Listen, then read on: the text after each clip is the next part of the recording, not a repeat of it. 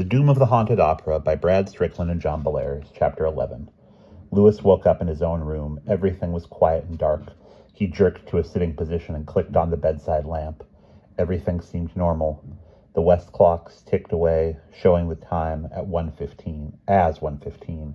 Then Lewis caught sight of himself in the tall mirror near the fireplace.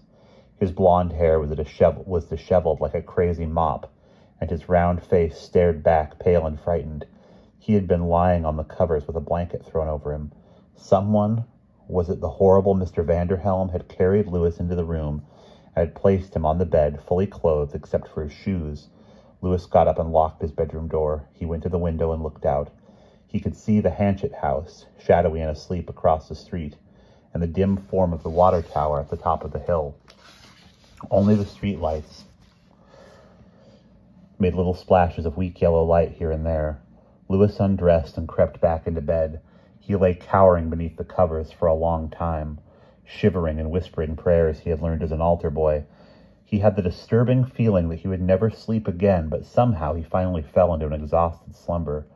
In baleful dreams, he ran again and again from those eerie, clinging, clammy ghosts, but he did not wake until daylight streamed in through his window. As he climbed wearily out of bed, he heard something rustle beneath his pillow. Frowning, he fumbled for it and pulled out a folded sheet of thick, heavy paper. He opened it and read a message written in a slashing handwriting in black letters that looked as if they had been cut into the page. Boy, cease your foolish struggle against me. My servants are everywhere.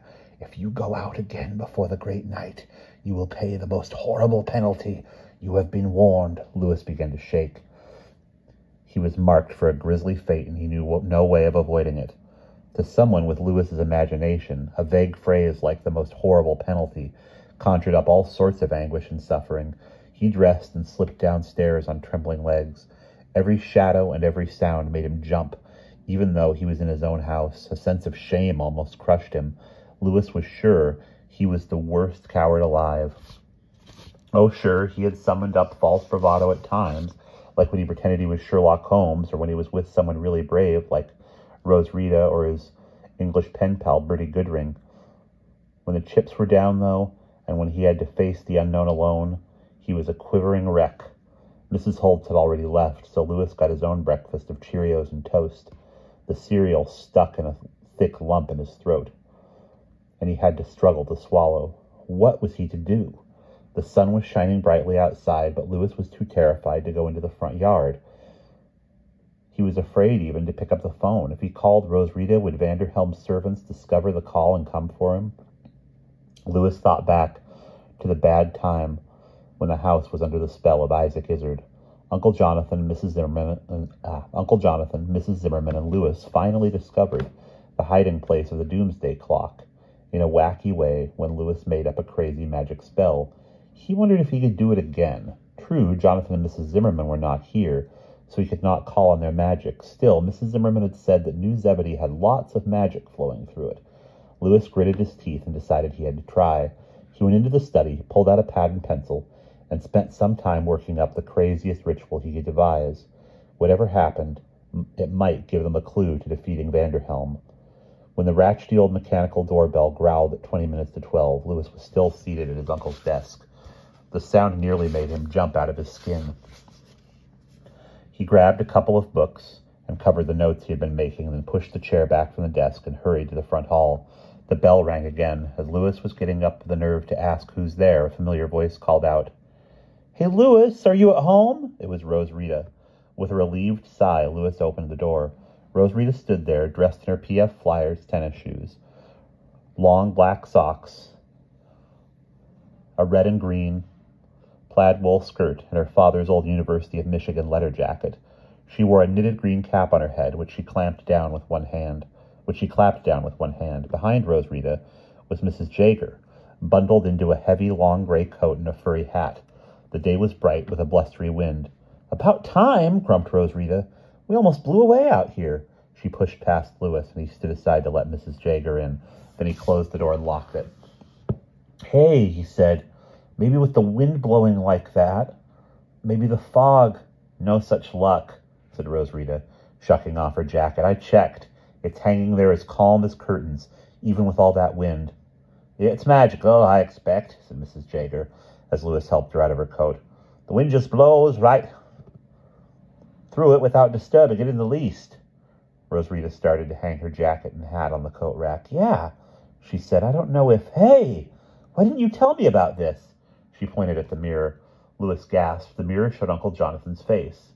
He was brushing his teeth. Hey! Louis shouted, waving his arms wildly. Uncle Jonathan! Too late. Uncle Jonathan spat into an unseen sink and turned away. The vision shimmered and faded, and the mirror was just a mirror again. Oh, my, said Mrs. Jager. I believe my magic spell worked after all. That was a vision of your uncle. Sure enough. I don't know, said Louis. I saw an image of Uncle Jonathan and Mrs. Zimmerman there once before. Mrs. Jager looked thoughtful. Since this mirror apparently knows how to show us Uncle Jonathan, it might be useful with a little help. What kind of help? Asked Rosarita. I believe Jonathan must have been facing a mirror on his end of the image. You usually do look in a mirror when you brush your teeth. Mrs. Jager pursed her lips in thought. Next time we could be ready. If we could work the right spell, whenever Jonathan is looking into a mirror, he would see anyone looking into that mirror at the same time. That is, if the person on this end concentrates hard and wills him to see. I'll try a little enchantment. Louis, you will have to keep a close watch on this mirror. I will, replied Louis in a miserable voice. I can't believe we missed him by a second. It happens, sighed Mrs. Jager. Magic is tricky and unpredictable. Believe me, I know. The goldfish is doing very well, by the way.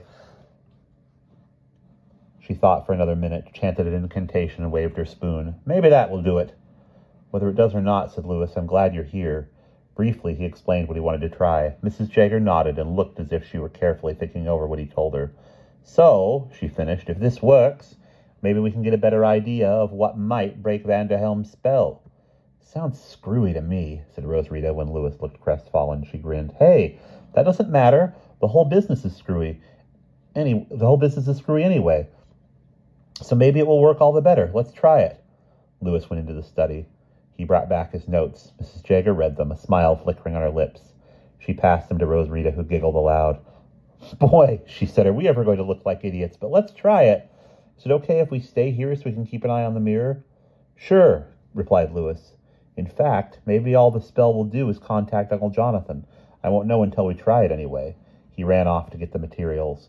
In a few minutes they were ready. Louis set up the folding card table and brought in 3 chairs. They could hardly look at each other without laughing. Louis used poster paint to color his face half green and half yellow. Over his regular clothes, he wore one of his uncle's nightshirts, a bright orange tent that billowed around him. Rosarita had tied her hair up in 2 ponytails that stuck up from her head like antennae. She had turned her father's jacket inside out and wore her hat on her left foot and her left shoe on her left hand. Mrs. Jager had dusted her face with flour and given herself a bright red clown nose with her lipstick. She had tied her magic spoon to a black string and wore it like a necklace. They all sat at the table holding hands. Now what? Asked Mrs. Jager. Do we commune with the spirits or go trick-or-treating? No, answered Louis. Now we sing the mystical song until we get a sign that will help us. And what's the song? Asked Rosarita. Row, row, row your boat, Louis told her. Except we have to sing it in a round, and when you finish it forwards, you have to sing it again backwards. It took them a number of tries to get it right, but finally each one was able to sing the words both ways. Rosarita was a passable soprano. Mrs. Jager sang a slightly off-key alto, and Louis tried to deliver a baritone. The 3rd time they went through with the round without a mistake, something happened. Louis had just finished his backward roll with, Stream the down gently boat, your row, row, row, when all the clocks in the house struck 13 at once. It made quite a clamor. Uncle Jonathan no longer owned as many clocks as he once had back when he was trying to drown out the ticking of the doomsday clock, but there were still a dozen clocks in the house, from the big old grandfather clock down at Louis's bedside,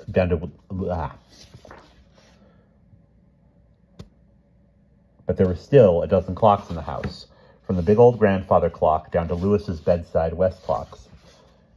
Every clock made noise, even the ones that did not normally chime. When the last one had rung, the mirror on the hat stand flashed to life. For a moment, it flickered and blazed in different colors, pale blue, white, rosy pink. Then it shimmered into a black and white image, just like a TV picture. A serious-looking man sat at a desk reading from a sheet of paper. He wore a tall, peaked wizard's hat with flashing moons and stars and planets on it, and he had a long white beard. "Hello out there in Magic Land," this man said in a deep voice. "It's time for the World Magic News, Dateline, New Zebedee, Michigan. Tomorrow evening, Henry Vanderhelm will attempt to become King of the Dead by having his magic spell sung by the townspeople who have come under his spell. This disaster can be averted, but only by someone who knows the score. Henry Vanderhelm can be shown up for what he is, but it will be a dangerous chance. Please reflect on that, viewers." The mirror went dark. The three friends sat looking at each other. "Well, that helped about as much as a tuna fish sandwich helps a broken leg," grumbled Rosarita. No, murmured Mrs. Jagger. "It did help. Now we know when Mr. Vanderhelm will make his move. Maybe we can stop him, or at least slow him down." "Slow him down," repeated Lewis. "Maybe we can at that. I wonder if we could do something to the theater." "Like what?" asked Rosarita, struggling to take off her inside-out jacket. "Burn it down?" "Not exactly," answered Lewis, "but what if the fire sprinklers came on? Or what if all the musical instruments got sabotaged? That might give us some time." "It's worth a try," said Rosarita slowly. "But when can we do it?" "It will have to be tonight," Mrs. Jagger said, "after the rehearsal is over."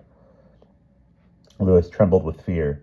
He had not really thought his plan through before speaking, now that he thought of going into that spooky theater in the dark. He felt ill and dizzy. It was the last thing he wanted to do, but he had to try. And that is the end of Chapter 11.